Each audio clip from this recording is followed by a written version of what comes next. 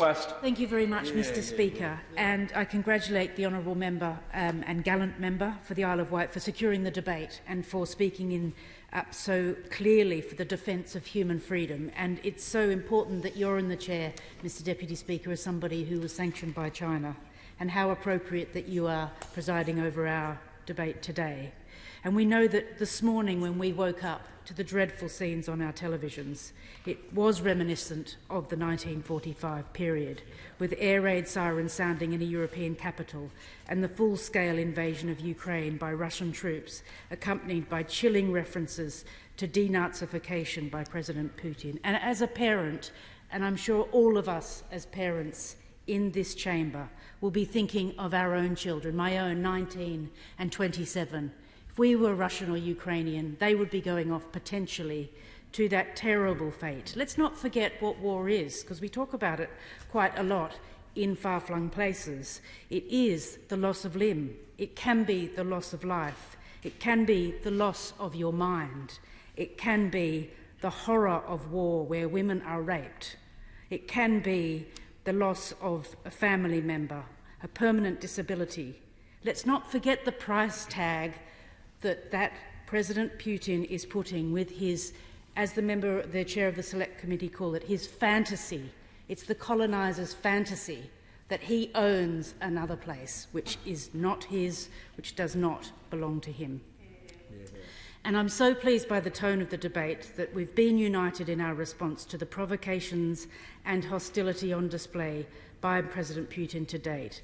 And it's critically important that we do remain united and rise above the partisan fray to speak with one voice in our complete condemnation. And I'm so pleased that as we speak, outside in Parliament Square, the Union Jack and the flag of Ukraine are unfurled together, and there's many pictures on social media showing that strength of purpose. Because we know that the Ukraine is an emerging liberal democracy, democratically elected and leaning towards Europe. Putin's attempts to alter its course down the barrel of a gun is completely unacceptable and should be resisted. By his own comments, we know that he has designs not just on Ukraine, but on other nations which, under the Soviet sphere, were under the influence of Moscow, but who have chosen a different path, and we in this House support their right to choose. And we know that it is right to bring in sanctions, and we look forward to the 5 p.m. statement when we will hear more from the government in terms of strengthening the sanctions so that there can be nowhere to hide economically from the ramifications of the decision to take a country to war.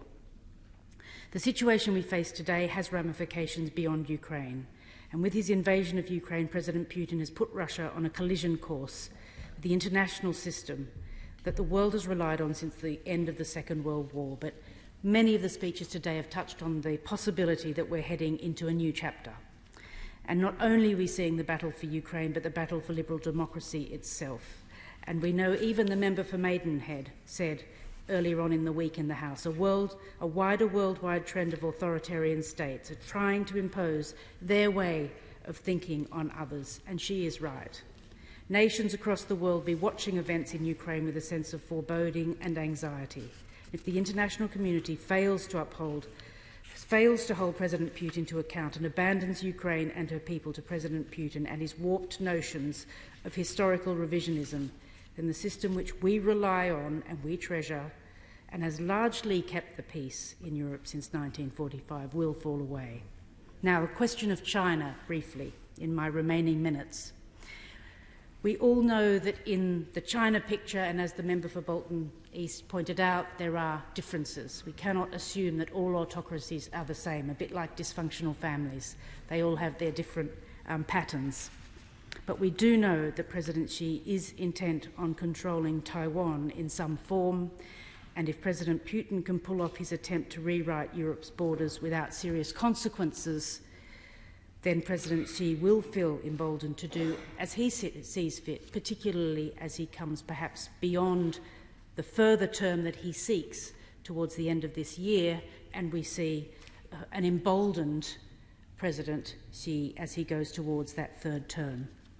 So it is up to us to hold the line and defend our democracy and to defend freedom over tyranny. And I know it's a challenge that the Minister will recognise and one that she's alive to, because the UK's relationships could and indeed should be pragmatic and warm to the people of China and Russia, but we must hold their governments to account when they challenge our values and our allies' right to self-determination. The immediate sanctions announced in response to President Putin's renewed hostilities and invasion of Ukraine are welcome, as I said earlier, but obviously we are seeking reassurance on the issues such as the new Computer Misuse Act, the new Foreign Agents Registration Act, the refreshed Official Secrets Act, the long-awaited reform of Companies House, the Register of Overseas Entities Bill to deal with the buying up of expensive property in London and the South East, and indeed across different regions now, and a confident China strategy. And the Minister and I have discussed this with her team, and I believe that we do need to flesh out the China strategy from the FCDO point of view and articulate in a more confident way that crosses a different cross-sector of the government. For example, education in universities, our defence approach. For example, our approach to trade and business. Is it safe? Are we ensuring that human rights are being observed?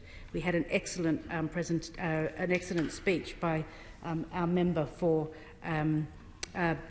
Bolton, who spoke about the Tibet situation, for example. And all of us across the House have a commitment to opening up and understanding the human rights and crimes against humanity's allegations in the Xinjiang region as well. As the member for Hodge Hill said, we are dealing with a kleptosphere. It's perhaps clearer in the case of Russia, but it certainly is there present in the inflows of renminbi as well into the UK economy. So to conclude, Mr Deputy Speaker, our issue will never be with the people of Russia and China. And indeed, as parents, we think of the young people, we think of the fear of war. We sincerely hope for a peaceful future. But given the events of this week, with open conflict erupting on the continent of Europe, we must be brave and take the steps we need to protect ourselves, our values and our allies. The world is watching.